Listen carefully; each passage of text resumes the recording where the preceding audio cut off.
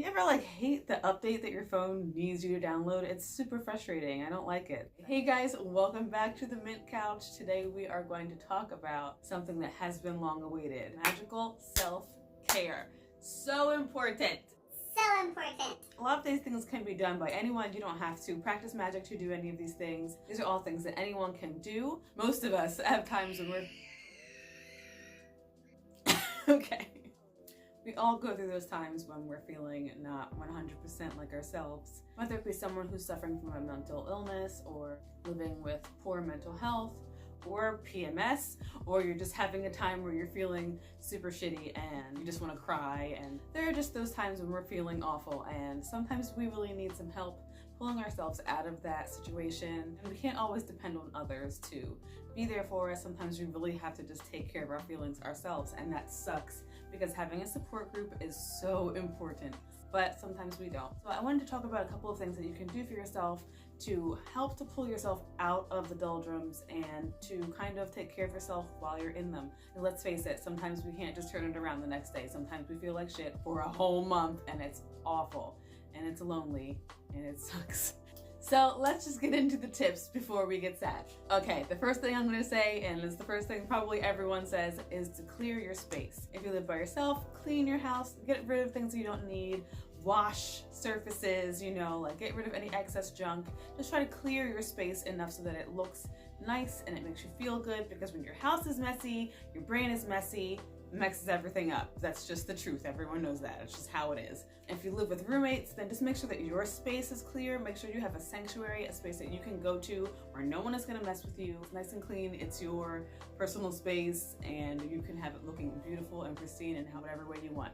You just want to make sure that you have a space that is clean and tidy and yours. After that, clear your space energetically. Yes, bust out your sage. Bust out whatever you use to cleanse with. For emotional feelings, for me, I find it really, really beneficial to use my broom or my besom and to brush out any kind of negativity that's in my space. I guess I have to make another video about magical tools as well, because people are like, besom? What? So a besom is a broom that a witch uses to clear energy or to clear things out of a space. Use it for a lot of different things, but I like to use mine especially for clearing a space. So what I will do, and what you can do totally with a vacuum as well, is sprinkle on your floor, on your rug, a salt mixture. I like to use salt and lavender together, honestly, because it clears the space. It gets rid of any negative energy that's like rooted in your space, and it also replaces that negative energy with the happiness, friendship, joy, and love of lavender.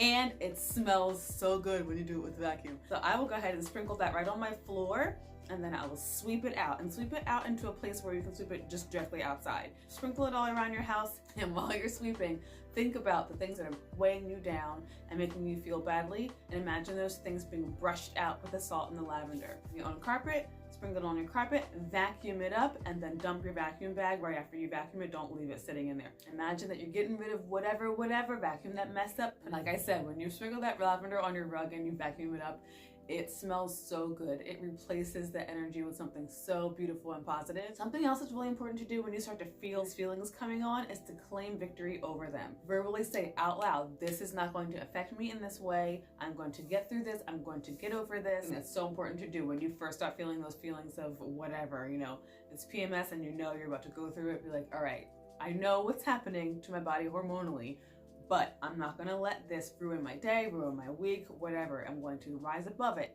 So claiming victory over things that you know are already coming on can help you to stay focused on your goals and stay focused on your mental health, so that even though it's happening inevitably, some things they're gonna happen anyway, you can at least go into it with the most positive attitude possible, which will make the experience so much better.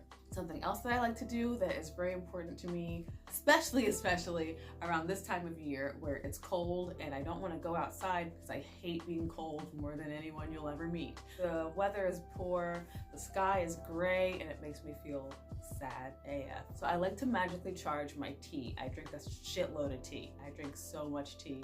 And so when I'm making my tea, I like to charge it magically by placing crystals around it as I'm making it, and by making a tea blend that promotes happiness, that promotes good feelings, something that includes color therapy, it's something that includes aromatherapy. It just has so many benefits to you.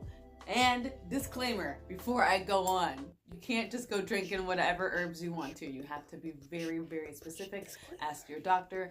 Find out if these things are okay, especially if you're pregnant or if you're already on medication. If you have any kind of conditions or anything that you take medicine for, or that you have the condition and you don't take medicine for it, ask a doctor before you go drinking any herbs that you haven't had before. Seriously. I drink herbs all of the time, but I've been doing it for 20 plus years. I know which ones I can have and which ones I cannot.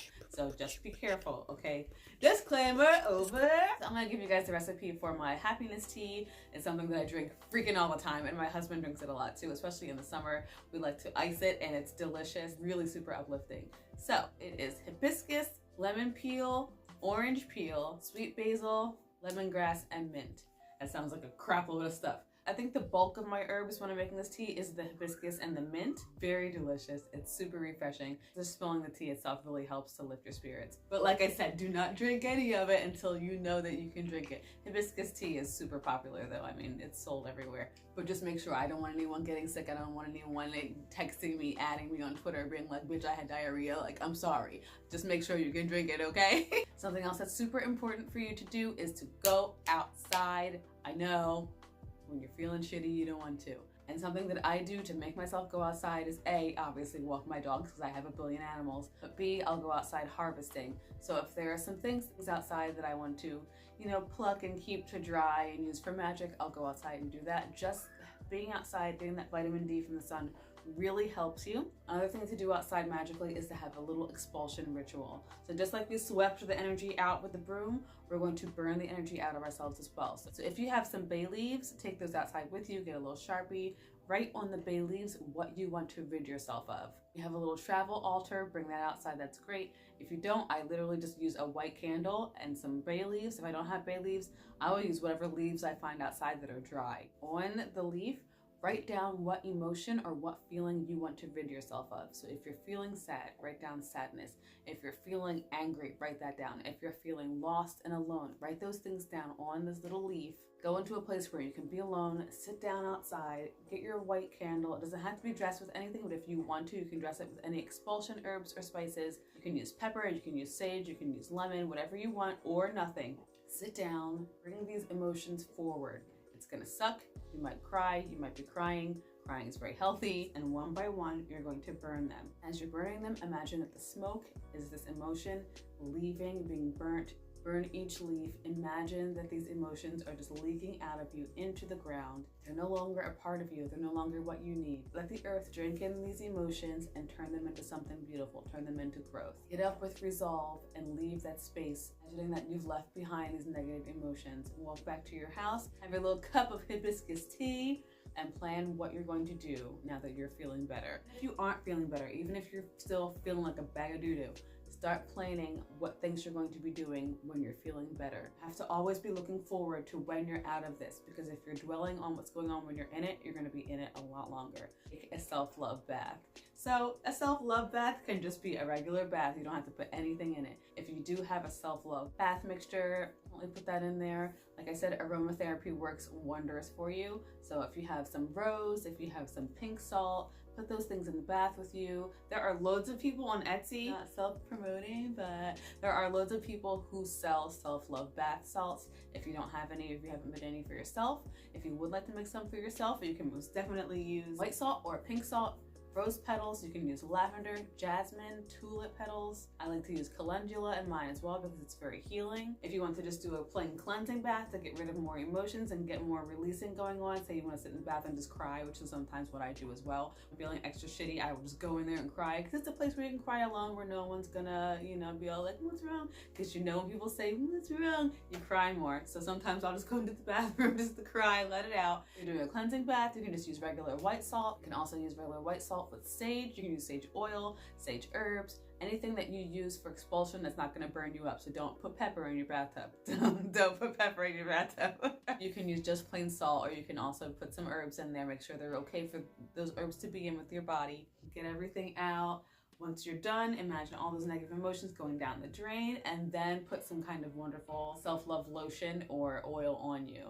I think, and this is just me, it doesn't have to be the same way for anyone else, but for me, it's really important to use things that are uplifting when I'm trying to get myself out of this state. I don't like to use lavender that much for myself when it comes to self-love or lifting myself out of that sad funk, because lavender is a very complacent, very relaxing scent. And so when I use lavender, sometimes I feel just like, you know, like, okay, you know what I mean?